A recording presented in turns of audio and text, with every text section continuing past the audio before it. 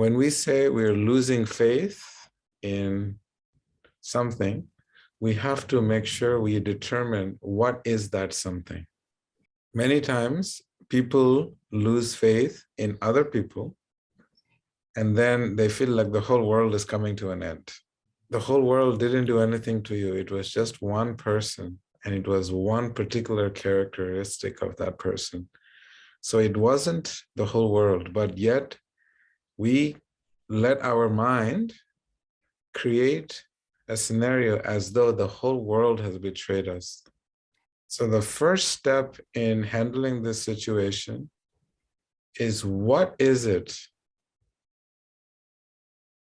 that we're having our faith question? What is it that is questioning our faith? So let's categorize it. There is something called the faith in oneself. It's called Atma Vishwas. And the second is faith in others. And then there is faith in God. Sometimes is faith in family members, faith in communities. Then there is faith in one's spiritual leaders. There's many subcategories that we have developed faith over the years. So whenever your faith is challenged, you must question, what part of my faith? Who is this faith connected to? What is the foundation of that faith? For example, when I was young, I had faced some obstacles in life, and I immediately blamed it on God. It was all God's fault that I was suffering. And as a little child, I was thinking maybe God didn't care about me. You'll be surprised, God had nothing to do with it. So God, unfortunately, has to take the blame for all our difficulties and all our struggles, because we need to find somebody to blame. If I cannot see Bodua to blame, then I have to find someone else, maybe Ramananda. If Ramananda Prabhu is not there, maybe Fabian, maybe Yadurani Devi, maybe Lawrence, maybe Anumanta. So I have to find somebody to blame. When I don't find anyone to blame, then poor God has to take all the blame. So in this way, we find someone to blame. So we have to immediately pause. Whenever our faith is being challenged, we have to pause in our life, and we have to take a few deep breaths. And then we go through this process of those questions that I presented to you. Then the second question is, what is the source of the fact that our faith is being questioned? You will be surprised to know, when our faith is in challenge, it is due to sometimes, not always, due to our personal issues that we have not fully processed. Like we, out of our anger, because we did not get something our way due to our expectations, then we immediately have questions our faith in that person or in that particular deity or personality or guru or teachers. See, faith is something that is very divine. It is given to us. We have to very carefully decide where we place that faith. This faith is extremely precious and is extremely fragile, because it is a very divine, inherent gift that is given by God. So we have to always be very careful to protect it, to nurture it, and to preserve it. You may notice that in the world, that people are very easily manipulated because this faith is so soft. Someone can very easily persuade. Christianity has billions of followers. And then Islam has billions of followers. And it is strictly on faith. And nowadays we have India is manufacturing lots and lots of gurus and yoga teachers. And we are also very exposed to this modern day spirituality. So we have to be very careful in our faith when we impose it, when we place it on others. Because once that faith is broken, then what happens is we become very hard-hearted and we become very jaded and we close the doors to spiritual practices. So very, very, very precious to make sure that this beautiful gift is very, very carefully guarded. So now, how to deal with when your faith is challenged, right? We went through the first step to ask and identify where that faith is, who is it connected to? There's a relationship between an object and you because you have faith. So you have to identify that. Very important. Second step is what is the source of that emotion that you're feeling that is questioning your faith? Is it due to some disappointment because you have certain expectations? Or is it because of anger? Is it because of some promises that was made wasn't kept? There's always something that causes these emotions of losing faith. Okay. So what is the source of that? So those are the two steps, right? Analyzing. Now, how to deal with it? If you have a problem, a relationship problem with someone, and you're losing faith in that person, then one of the powerful tool that Rupa Goswami, this great saint, he explains, is that we must approach humbly, submissively, and have a beautiful dialogue.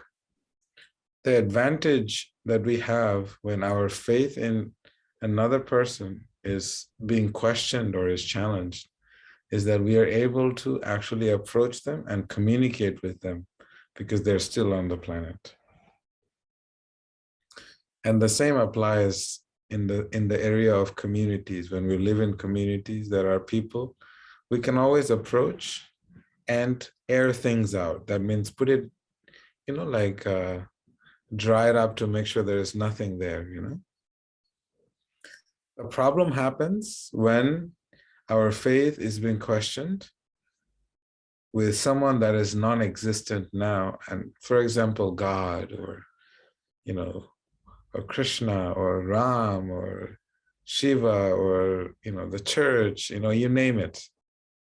So then there is another process of that is prescribed in the yoga text. For spiritual faith, the common practice of how to address these issues with faith, first is actually to go to a sadhu. Sadhu means someone who is a peer, who is on the same spiritual path and is maybe a little bit more steady than you are, to actually inquire from them about the challenges that you're facing and revealing your heart to them. Because sadhu means he is going to tell you the truth. He's not going to sugarcoat it for you. He will tell you the truth. The word sadhu comes from the word sat. Sat means the truth. So he will tell you, hey, maybe your ego is a little too strong. Maybe you're sleeping too late at night. Maybe you're eating too many gulab jamuns. Something they can just tell you just very honestly and lovingly. Then the next stage of addressing this is actually approaching a person who is in the position of leadership, like a guru, right? You ask a guru and you ask them, this is what is going through. I've checked with, this saint, Ramananda Prabhu, he said this. What do you have to say? How do we find a unified answer to strengthen my faith. Another recommendation it is given is Shastra, to actually study the scriptures. When you study the Vedic text, what happens is, because it is the heart of a saint, then often we may find some very beautiful little, randomly as we read, we'll find certain answers that speak directly to us. And you'll notice when you follow either one of these three angles, 3 steps, 3 different sources, then it's easier to get some clarification in your faith. Otherwise, when we don't share, when we don't ask others, when we don't study about it, then what happens is we drown in the sadness of this this very beautiful, soft, suffering creeper of devotion within our heart. So you may also find some very interesting phenomenon with in the communities of devotees or spiritual communities, that many times our faith is actually being challenged by other devotees, and or they're supposed to be senior to us, or they're supposed to be more advanced than us. And that is, to deal with that is very, very difficult. And so for that, it is recommended that we remain steadfast in our practice by holding on to the other areas or other devotees or other spiritual leaders that we have faith in, because not all leaders are the same. You may lose faith in one, but there is someone that you will find that speaks to your heart, and you can somehow hold on to your faith in your spiritual practice, because there is someone else that you can take shelter of the beautiful.